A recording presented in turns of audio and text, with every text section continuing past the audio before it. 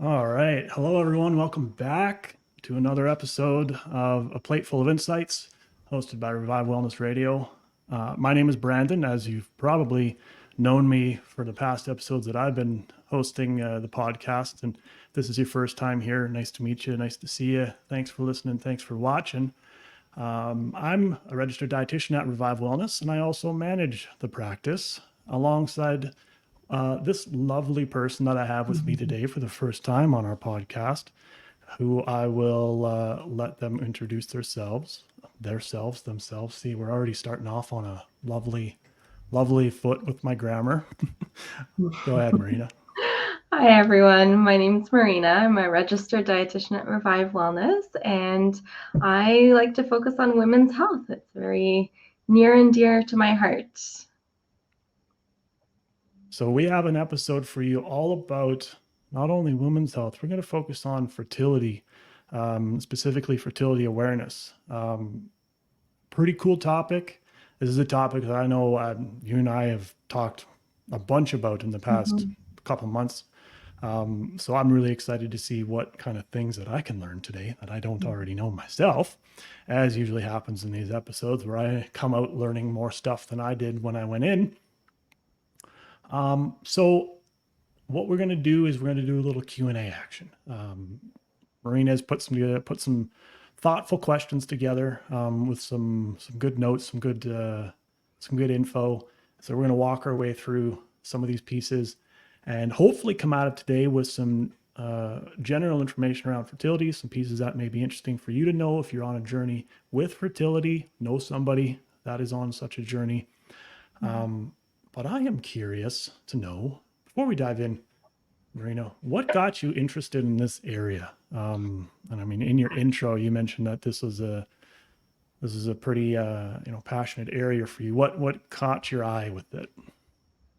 Well, fertility is something that a lot of couples struggle with, and it touches the lives of many women. It's something that's very difficult to go through, and so it brings me so much joy to walk people through that journey and to help guide them, and to support them on that journey, and to see the changes that makes.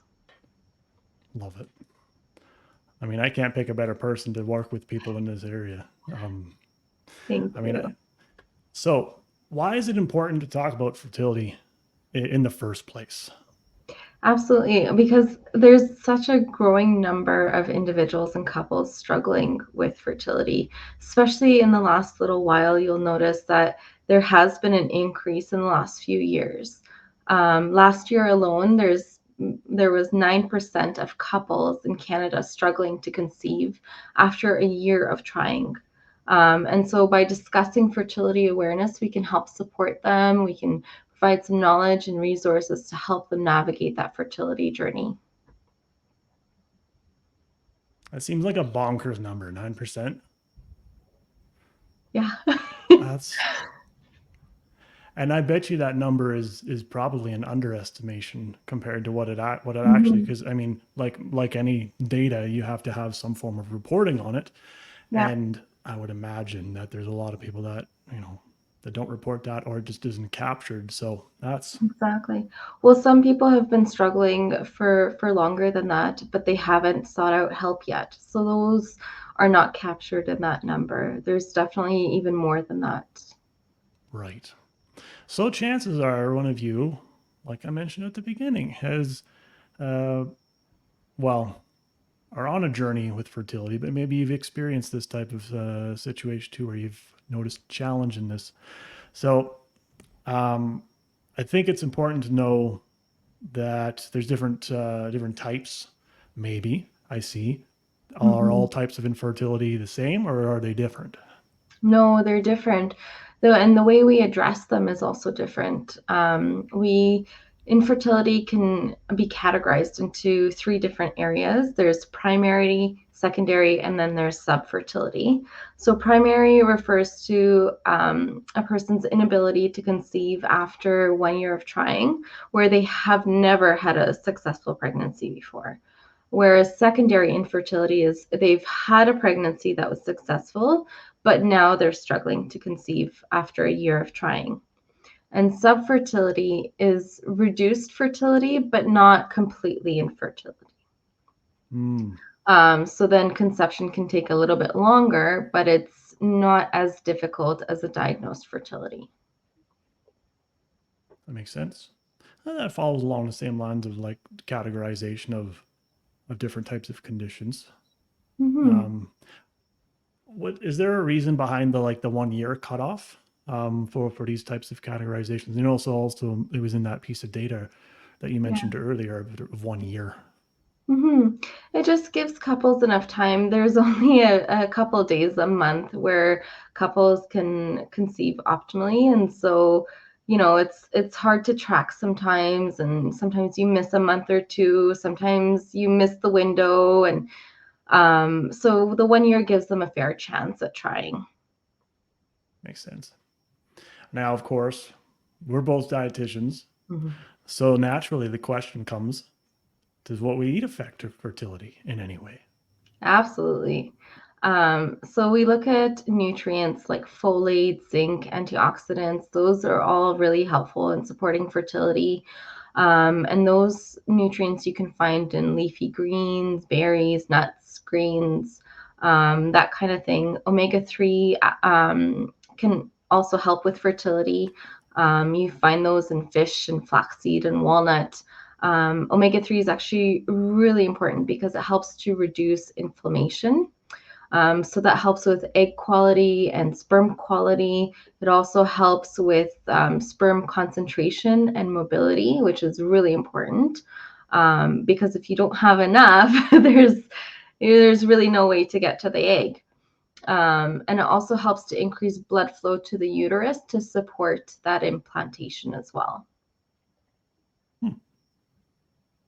Now, for these, are we talking because in some areas of nutrition science, of course, there's a differentiation between these nutrients found in foods and studies that look at supplementation. Uh, is there a Mhm. difference here between the supplementation and food sources? Well, most people don't get nearly enough omega-3 from food sources. So that's where supplementation can be really helpful.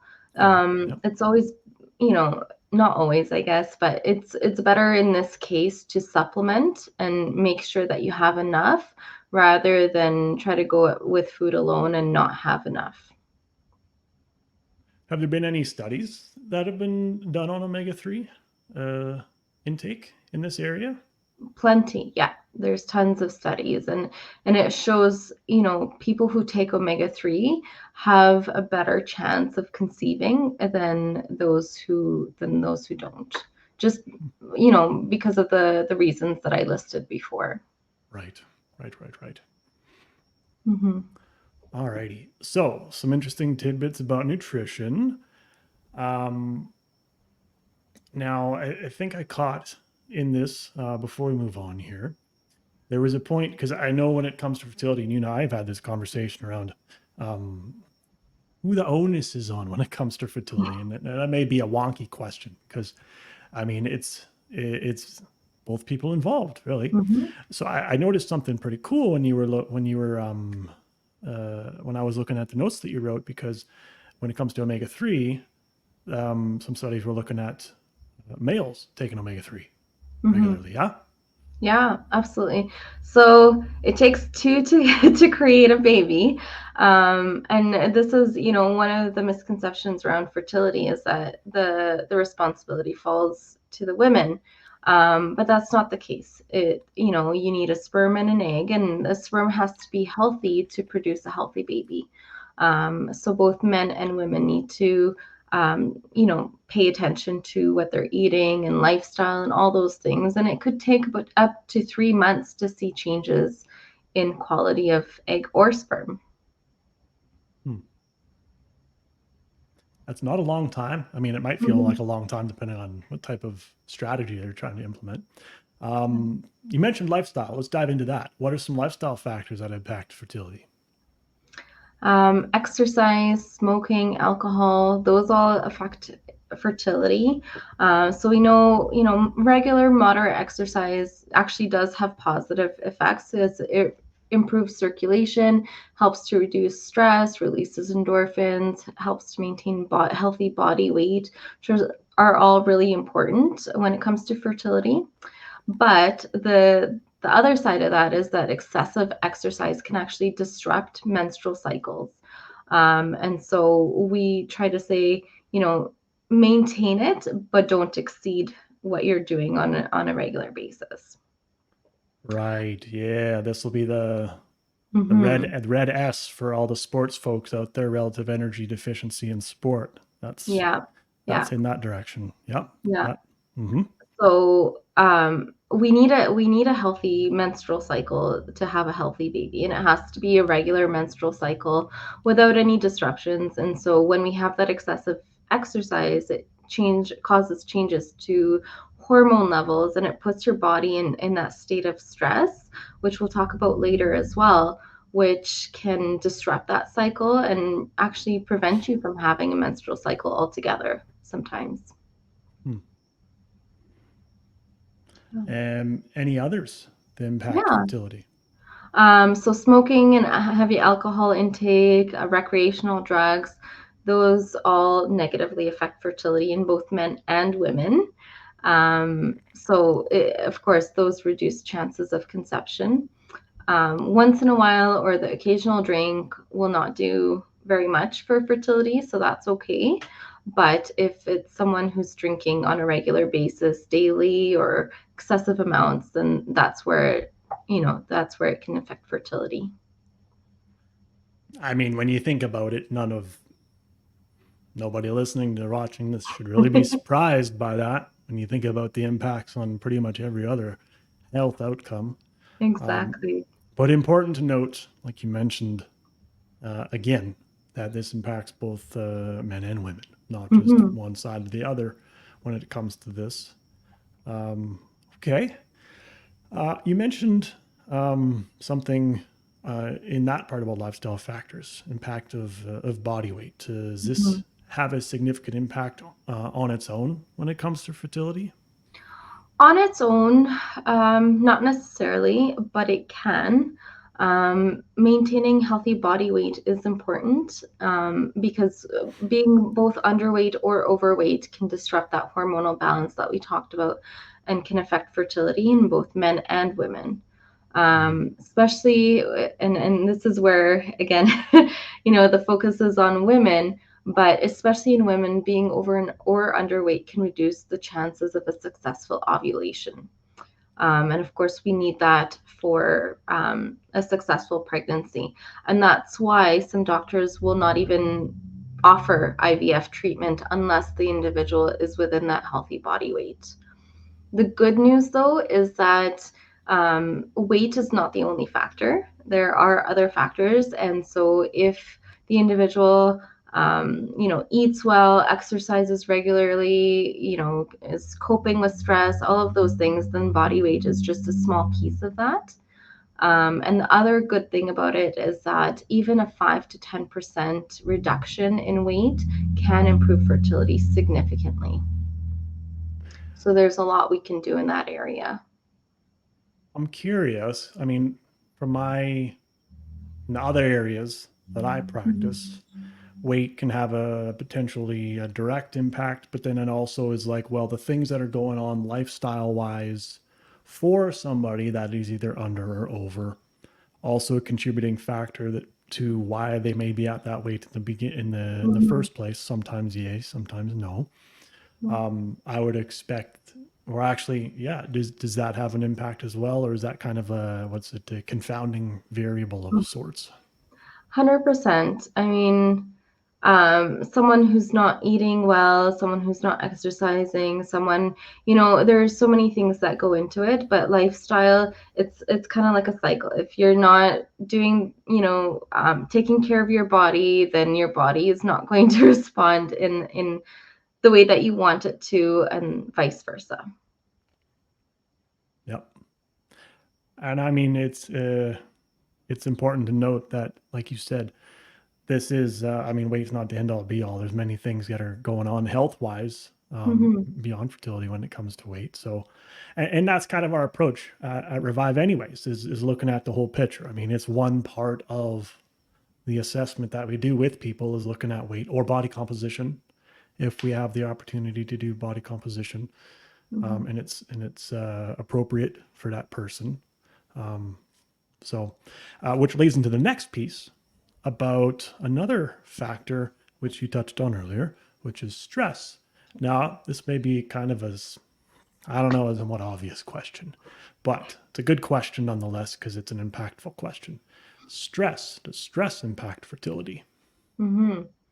So I like to tell my clients, I'm like, your body is like any anything else, right? If you are in a state of stress, your body is in that fight or flight mode, then all your secondary functions kind of take the back burner, right? The focus is on keeping you alive, Running, we're essentially. getting bears running after us, right? Exactly, exactly. So reproduction is non-essential in that case. So it's not going to happen when you're stressed out, or it's very difficult for it to happen when you're stressed out. It's that cortisol that affects our hormones, it affects the way that our body functions. And so, we even know that cortisol affects the appearance of sperm and its concentration. It changes estrogen and progesterone, which are, the hormones that we need for a healthy menstrual cycle.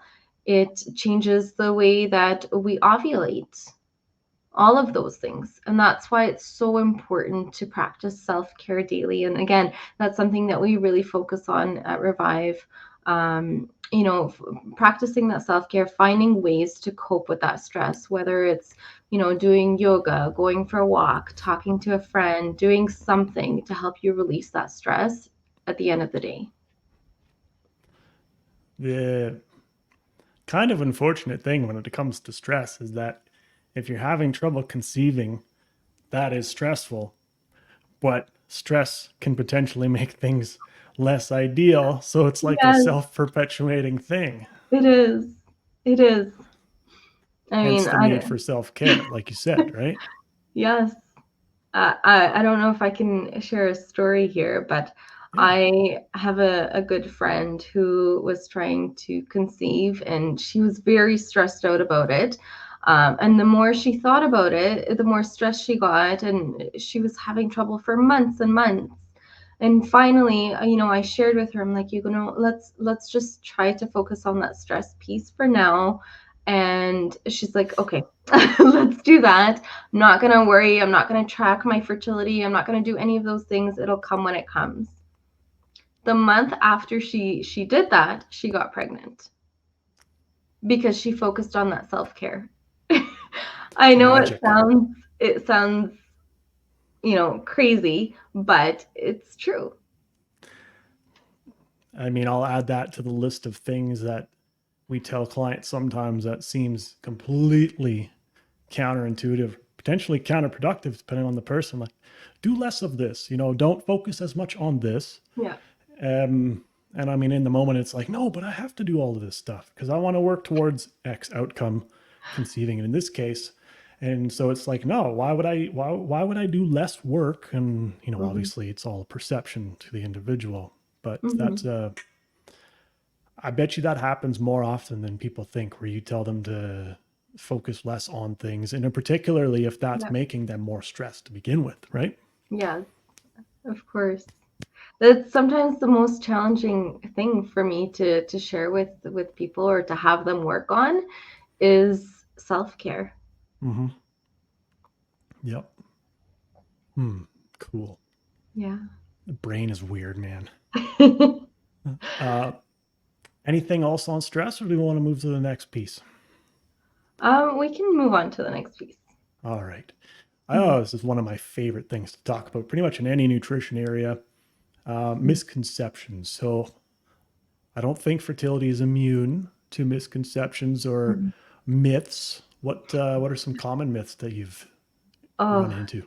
there are tons, but I think the biggest one is one that we've touched on already is that the responsibility comes to the women to Mm, conceive. And sometimes when I share with my clients and I say, you know what, you need to bring your partner into this, he needs to be involved because, he's a big part of this. It's 50-50. Sometimes men say, no, no, no, no, I don't have any problem, not me. And I think the misconception stems from the fact that women are the ones that carry the baby. yeah. Um, I mean, it's the thing you can see. So Exactly, yeah, exactly. But I think the more we talk about it, the more we're open about it, the more it becomes less of this, crazy thing and more normalized. yeah. I mean, it's unfortunately one of those things where it's the things that you can see are the most obvious. And so let's put all the emphasis on the things you can see. It's like, well, aside from going to get tests done and seeing things under a microscope or whatever other methods are used to visualize Yeah.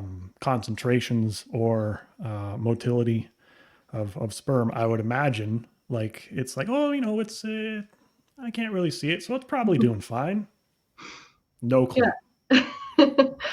Well, funnily enough, 30% of infertility comes from women, 30% comes from men, and 40% is a combination of either both of them or from an unknown cause. So it's pretty much equal. Yeah, totally. 30-30, Mhm. which is, yeah. Hmm. And I Yeah. mean, is that 40, like you said, that 40% combination of both are from an unknown? So, I mean, really, Mhm. and I would imagine a combination of factors that makes it difficult to attribute to one or the other. So, yeah, it is equal, but it's, that's not always how it's thought about. Interesting. Yeah. Interesting. Interesting. Um, okay. Any other misconceptions that come to mind or myths? Yeah, another one that comes to mind is that, sometimes people think that couples who have already have children cannot be infertile, and Mm, that's not the case. There are many couples who struggle with infertility, and it's that secondary infertility that we talked about before, after they've had a child to have another. mm. Yeah, so this is about 50, it makes up 50% of all cases of infertility. So quite often that's the case. Hmm. Add that to the list of things that make people more stressed out. Yeah. Yeah, because then it is more stressful because people think, oh, well, I've had a child before. Everything seems to be working. Everything seems to be fine. So why can't I have another child? Totally. Right? Makes sense. I mean, that thought pattern is valid 100%. Yeah. Yeah. Yeah, for Hmm. sure. Okay. What can we do about these misconceptions? How do we address these? Talking about them, just talking Hey. about Yeah, sharing that, open dialogue, education around fertility. For so long, fertility was such a taboo topic, and it's just recently that people are now starting to talk about it more, being comfortable around the subject. So there is still a lot to discuss, lots to learn around fertility for sure. Book a call with Marina. Don't book a call with me. You can if you want to. I'm just going to send you to Marina anyway. Um, which I mean, funny enough, gets into the next thing is the most. If you haven't thought of this by now, I mean, you got two dietitians. One is that not a fertility dietitian. One that is a fertility dietitian talking about fertility. We wouldn't be here if the answer to this question wasn't Mhm. completely obvious. Can dietitians help with fertility? Absolutely. Yes. In fact, it's recommended because there's so much, just like we talked about, so many factors, lifestyle, nutrition, all of those pieces of the puzzle that really help. And we really don't know which one it is, and unless we assess it and we take a look at it and make changes to it. And so working with a fertility dietitian, helps to create that personalized plan tailored to fertility to give you the best chances possible. I mean, just like anything else, I mean, if somebody that focuses on that day in and day out, you're going to know it a heck of a lot better than somebody like myself who does not. So it's, I mean, it goes into the area of like, oh, dietitians know everything about everything. Well, not the case. Some of us know more about certain things than others. And this one, I mean, heck, given the list of things that we went through today in this episode about like misconceptions, myths, those facts that you talk, I mean, like that's pretty specialized knowledge. And with Mhm. specialized knowledge comes a particular way of implementing said knowledge in sessions with clients. To the point you made about personalized nutrition plans, I'm, it just makes sense to me. Yeah, there are nutrient deficiencies to look at. We need to look at food sensitivities, inflammatory markers in the body. All of those things contribute and can hinder fertility chances. And so working with a dietitian can really help along the way. I would also think too that there's a case where working with a fertility dietitian can help even if you're using other methods or other interventions to support fertility. Yeah. Oh, of course. Of course. In fact, I often recommend, alternatives to my clients as well, in conjunction with nutrition. So, acupuncture and massage and all of those things, as we said, was is part of self-care, but it also helps to help, improve circulation and helps with fertility. So all of those pieces together can really make a big improvement. Love it. Love Mhm. it. Love it. Love it. Well, any other points that you want to get out into the world, Marina, before we wrap up the episode? I think the biggest thing is to, take a deep breath and remember that, if one thing doesn't work, try something else. Let's keep working on it and, find that support system. Yep. We got a heck of a good one at Revive. Wink, wink, nudge, nudge. Love it. Okay, well, I look forward to having you on the podcast again. This was lovely. I hope everybody watching and listening found some value out of today. There was a point in here that you found helpful, or for somebody that you know found it helpful. Nonetheless, please share, subscribe, follow, whatever the thing is to do on the platform that this podcast you're listening to or watching it to on. But for now, we'll see you next time, and welcome Marina back at any point. Thank you.